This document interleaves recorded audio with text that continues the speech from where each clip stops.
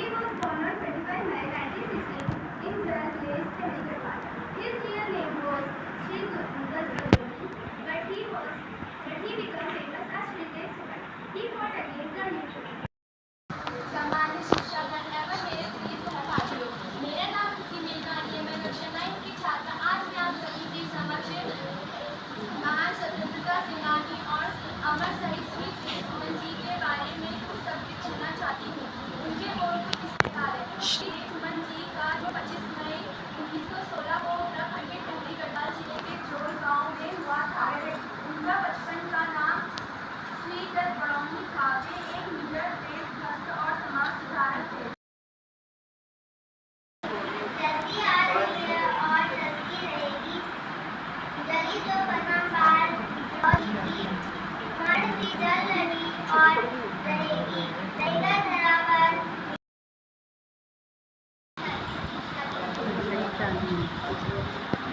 अमर शहीद देव सुमन।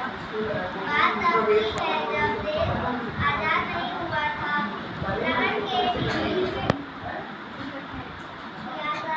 मैं राज्य का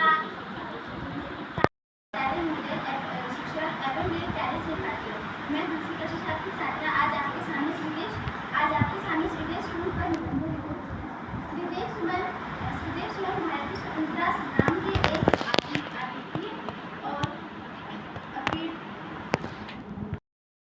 कोमल नाम में क्या नाम है? बोलने आएगा। मेरा नाम चंपा मैं कक्षा 9 की छात्रा। आज आप सभी के समक्ष श्रीदेव सुमन जी के लिए एक कविता प्रस्तुत करना चाहती हूँ, जिसके बोल कुछ इस प्रकार हैं। सूरज की किरणें तुम्हें पुकारती है, सूरज की किरणें तुम्हें पुकारती है, माँ भारती तुम्हारी आरती उतारती है। श्री लौट गई वसुधा पर शरीरों में नंद भरा, जीव जंतु सब जाग गए हैं, हरित हिमालय अभिमान भरा। संविधान देश है उठ जाग जरा, हर अमर राग अमृत यहाँ तेरी प्यारी जन्मभूमि में जन सैलाब है उमर पड़ा, जन सैलाब है उमर पड़ा। चंपा। छात्रा आप सभी के सामने श्री देव जी का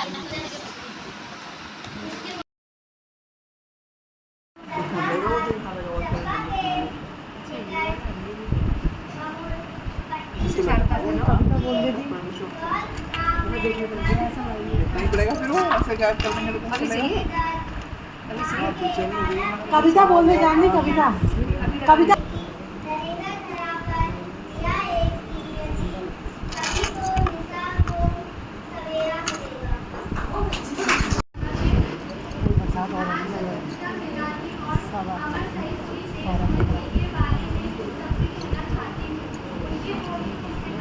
श्री देव सुमन जी का जन्म 25 मई 1916 को उत्तराखंड के टोली गढ़वाल जिले के जोड़ गांव में हुआ था। आगे देख। उनका बचपन का नाम श्रीधर बड़ौनी था। वे एक निडर देशभक्त और समाज सुधारक थे।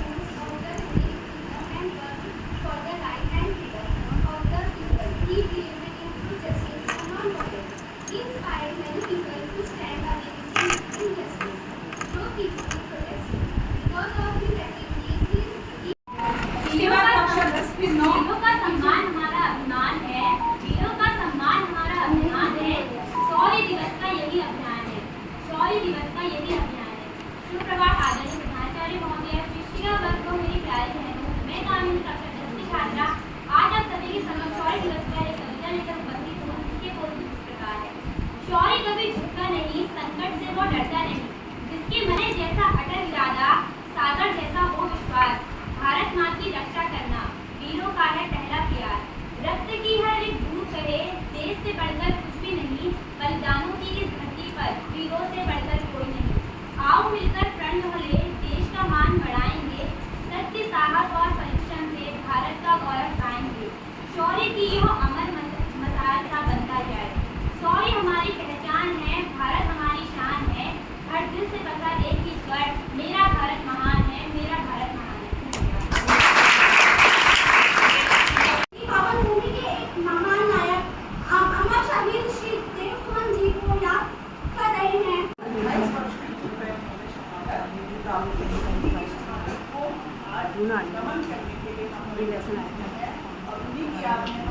वृक्षारोपण दिवस मनाते हैं और वो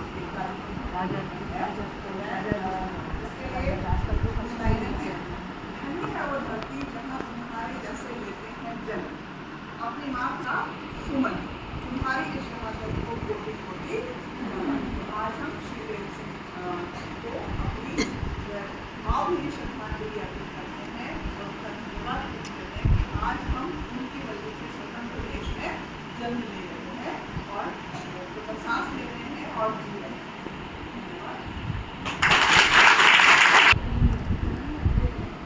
अभी मन में अपने आप सबको जानकारी दी कि आज हम सब यहाँ क्यों एकत्रित हुए हैं, क्यों हम इस दिवस को मनाते हैं। ने बोर्ड में जो एक कविता लिखी है तुमने उसको पढ़ा होगा, अगर वो पढ़ो और अच्छे से एक एक शब्दों को समझो।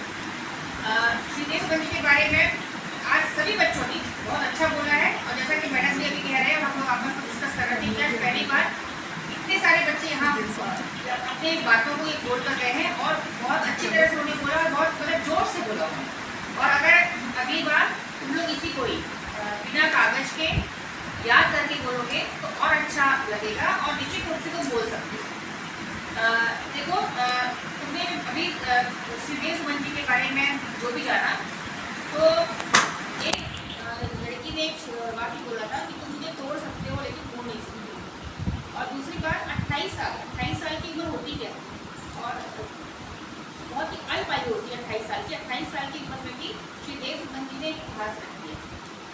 जिस समय पूरा देश जो है ब्रिटिश शासन से मुक्त करने के लिए, देश को ब्रिटिश शासन से अंग्रेजों से मुक्त करने के लिए लड़ाई लड़ रहा था, तो वहाँ श्री देव सुमन जी टिहरी रियासत के राजा जो थे और वो भी काफ़ी अत्याचारी थे और जनता पर बहुत जुल्म कर रहे थे, वो उनसे मुक्त होने के लिए वो लड़ाई लड़ रहे थे।